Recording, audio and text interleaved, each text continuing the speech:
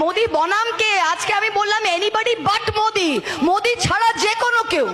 কারণ মোদি ভারতবর্ষের দিল্লি সিংহাসনে বসার জন্য এরকম অযোগ্য ব্যক্তি, এটা আমাদের আমি বলবো কালিমা যে আমরা এই দিন দেখতে হয়েছে যে মোদির মতো প্রধানমন্ত্রী ভারতবর্ষের সিংহাসনে বসেছে। ছি ছি ছি ছি ছি। 130 কোটি মানুষ ভারতবর্ষে, 25 কোটি মাইনরিটি মুসলমান সম্প্রদায়ের লোক, 5 বার মাথা তারা এই মাটিতে ঠেকে। আর তাদের বলছে কিনা আজকে পাকিস্তানি, আজকে রোহিঙ্গা, আজকে বাংলাদেশি 303টা এমপি নিয়ে তারা দিল্লির পার্লামেন্টে এলো, একটা মুসলমানকে টিকিট দেয়নি। আর বলছে কিনা হিন্দু রাষ্ট্র করবে। আমি হিন্দু, আমি বারেন্দ্র ব্রাহ্মণ।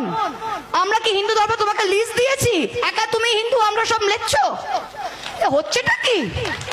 47 সাল থেকে দেশ স্বাধীন। 1905 সালে রবীন্দ্রনাথ ঠাকুর এই সাম্প্রদায়িকতায় তার বাংলা ভাগের এগেনস্টে দেখিয়ে দিয়েছিল যে বাংলা এসব চায় না। আর আজকে 75 বছর 80 বছর স্বাধীনতার পর একটা দেশের প্রধানমন্ত্রী যে 10 বছর শাসন করেছে, যার কোথায় উন্নয়ন, বিজ্ঞান, শিক্ষা, স্বাস্থ্যর ওপর ভোট চাওয়া উচিত, সেই লোকটা দাঁড়িয়ে নোংরা ভাষায় মো মো মো, কি মো মুসলমান, মুসলমান কি মো মুল্লা, কি মো মৌলভি, কি মো মছলি, কি মো মঙ্গলসূত্রা। আমি আপনাদের বলছি আমাদেরও মো আছে, মহিলা। বোতাম টিপুন, সোজা ওকে আরেক মো মার্গদর্শক মন্ডলে পাঠিয়ে দেন।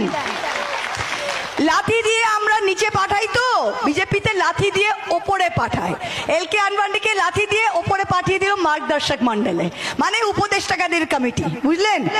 লালকৃষ্ণ আডবাণী চলে গেলেন এক লাথিতে ওপরে, মুরলী মনোহর যোশী এক লাথিতে ওপরে। এখন মোদিজির যাওয়ার টাইম হয়ে গেছে, মার্গদর্শক মন্ডলে যাওয়ার টাইম হয়ে গেছে।